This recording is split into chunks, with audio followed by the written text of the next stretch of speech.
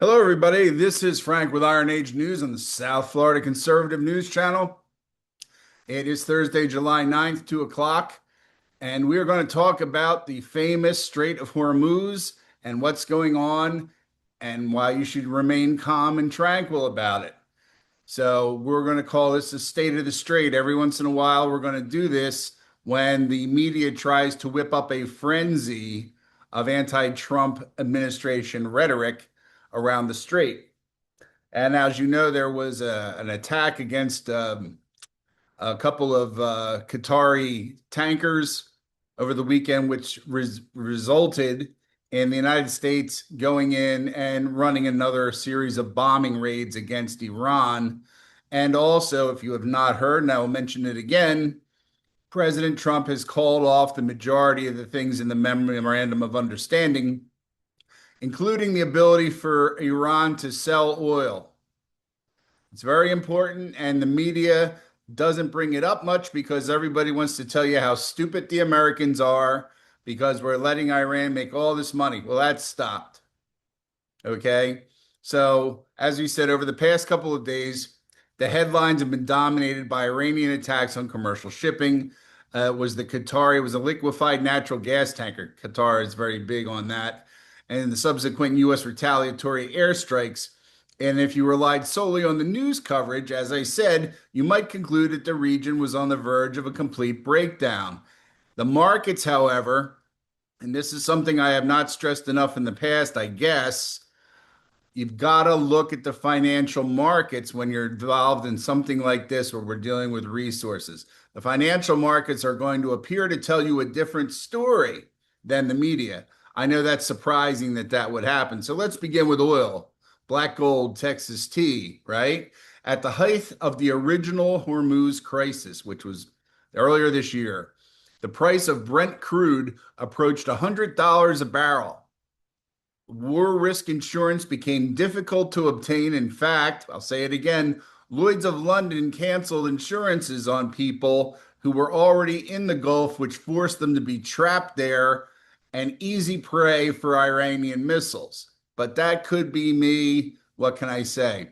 Shipping companies have reconsidered voyages, and the traders have genuinely feared a prolonged interruption of Gulf and energy exports. Now, let's look at today's reaction.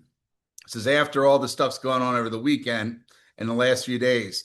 So, following the latest attacks, Brent briefly rose to the upper $70 range before it eased back down. West Texas Intermediate followed a similar pattern. Shipping insurers, again, have increased premiums. Underwriters are exercising greater caution, and some voyages have been delayed or reassessed.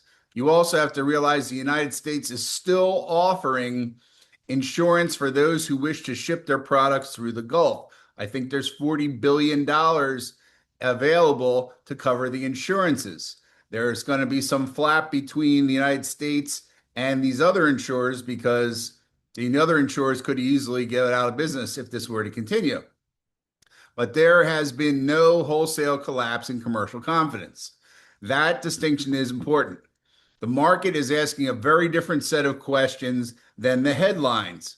All right. Did the strait actually close? Did the Gulf oil exports stop? Did insurers withdraw from the market altogether? Did commercial shipping grind to a halt? You're going to hear those things parroted ad nauseum on the internet and everything else, including those people that are theoretically on the side of the American administration. So far, the answer appears to be no. What we are witnessing is not a complacency issue, it is adaptation. Okay. The investors, the insurers, the Gulf states especially, and maritime operators are collectively learning to distinguish between tactical disruption and strategic collapse. In effect, we are watching a new maritime equilibrium emerge in real time. Iran, meanwhile, continues to be stuck in the same groove that it's been in since the Ayatollah Khomeini was alive. They threaten the shipping, they throw some missiles at their neighbors, they hope to get a lot of positive press and sympathy from the United States media, which they do. They scare the Europeans, which they do. The Gulf states, on the other hand, have probably had about enough of this nonsense from them. And we don't even have to ask the Israelis what their thoughts are.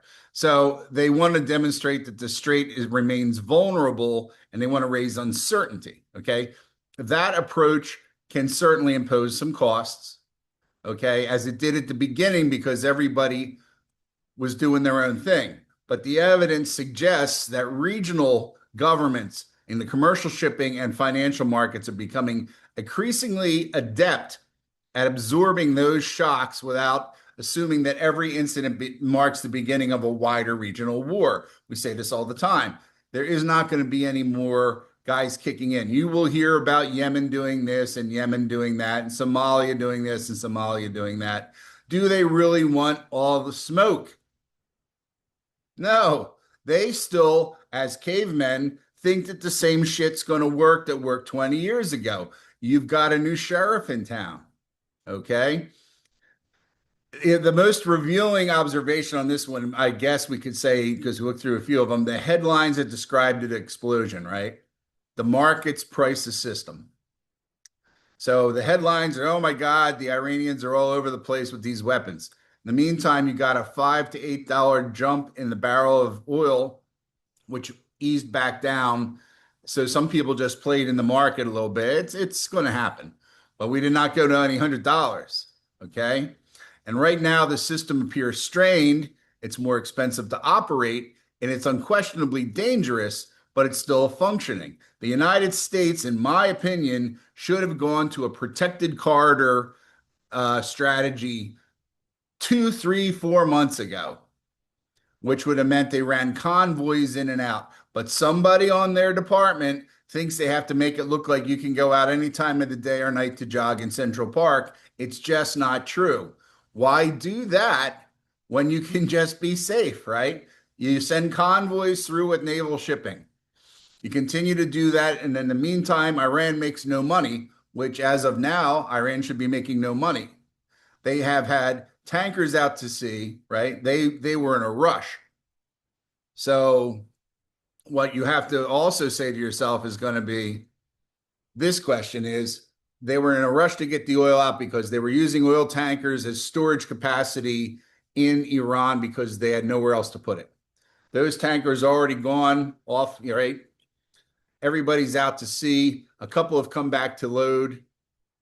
Now they're going to be in an interesting situation from the American point of view and from world point of view, because basically Iran only has one customer, which is China. All right. There's four, I think at least four, maybe five official Iranian tankers that are out to sea. They have the Gray Fleet, which is whoever the hell they are, right?